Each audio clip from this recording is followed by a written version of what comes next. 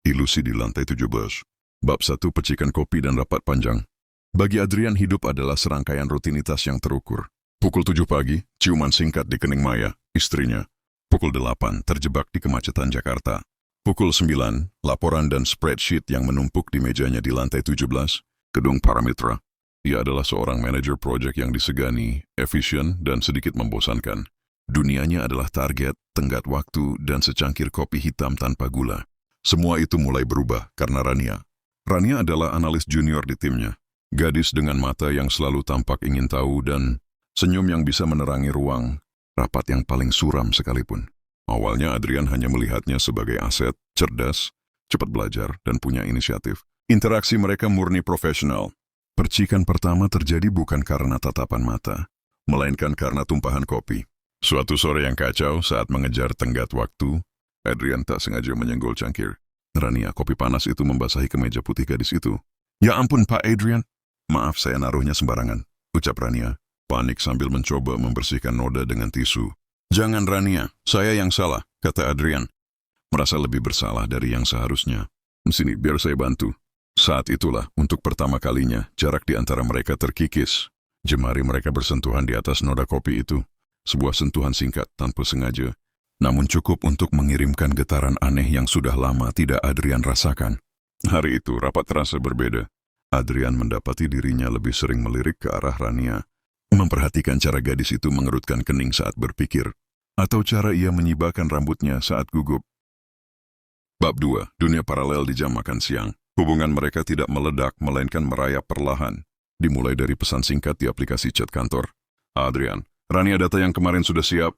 "Rania, sudah Pak, saya kirim sekarang." "Bapak jangan lupa makan siang." Pesan terakhir itu, yang melenceng dari urusan pekerjaan, terasa seperti sebuah undangan. Seminggu kemudian undangan itu menjadi nyata. "Makan di luar yuk, saya tahu tempat soto yang enak dekat sini," ajak Adrian, dengan jantung berdebar seperti anak remaja. Makan siang pertama itu terasa canggung namun menyenangkan. Mereka tidak lagi bicara soal target penjualan atau keluhan klien. "Sam biar matang film favorit," tentang mimpi Rania membuka kafe kecil suatu saat nanti, dan tentang kelelahan Adrian menyeimbangkan pekerjaan dan keluarga. Di luar gedung kantor yang kaku, mereka adalah dua orang yang berbeda. Adrian bukan lagi manajer yang tegas, dan Rania bukan lagi junior yang patuh. Satu makan siang menjadi dua, lalu menjadi kebiasaan. Mereka membangun dunia paralel. Di dalam kantor mereka adalah atasan dan bawahan. Di warung soto atau kafe tersembunyi, mereka adalah Adrian dan Rania. Kebohongan-kebohongan kecil mulai tercipta. "Meeting sama klien, Ma," kata Adrian pada Maya di telepon. Sementara di seberangnya Rania tertawa mendengar leluconnya. Puncaknya terjadi di tempat parkir basement yang sepi. Hujan deras membuat mereka terjebak setelah lembur. Di dalam mobil Adrian, dengan suara hujan sebagai musik latar, kata-kata tak lagi cukup. Adrian menangkup wajah Rania dan menciumnya. Ciuman itu terasa salah sekaligus benar. Itu adalah rasa dari semua percakapan tengah malam, semua makan siang yang dicuri, dan semua kebohongan yang telah mereka rajut bersama. Bab 3. Notifikasi yang menghancurkan. Kantor yang tadinya hanya tempat bekerja, kini berubah menjadi panggung sandiwara mereka. Sebuah kedipan mata di lorong, senyum tipis di ruang rapat, atau pesan singkat berisi emoji hati saat tak ada yang melihat. Adrian merasa hidup kembali. Ia merasa dilihat, dihargai, dan diinginkan. Rania memberinya validasi yang tak lagi ia dapatkan dari pernikahannya, yang sudah berjalan 8 tahun. Namun ilusi selalu rapuh. Suatu malam minggu, saat Adrian sedang memangku putrinya yang berusia 5 tahun sambil menonton kartun, ponselnya bergetar di meja.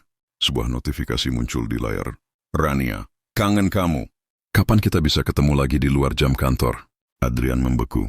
Sebelum ia sempat meraih ponselnya Maya, yang baru datang membawa 2 cangkir teh, sudah lebih dulu melihatnya. Wajah Maya tidak menunjukkan kemarahan. Hanya ada kekosongan yang dalam dan menyakitkan. "Siapa Rania, Mas?" tanyanya dengan suara pelan, nyaris berbisik. Satu pertanyaan itu cukup untuk meruntuhkan seluruh dunia. Paralel yang telah Adrian bangun. Dengan susah payah. Tidak ada teriakan, tidak ada piring pecah. Hanya ada keheningan yang memekakan dan tatapan mata istrinya yang hancur.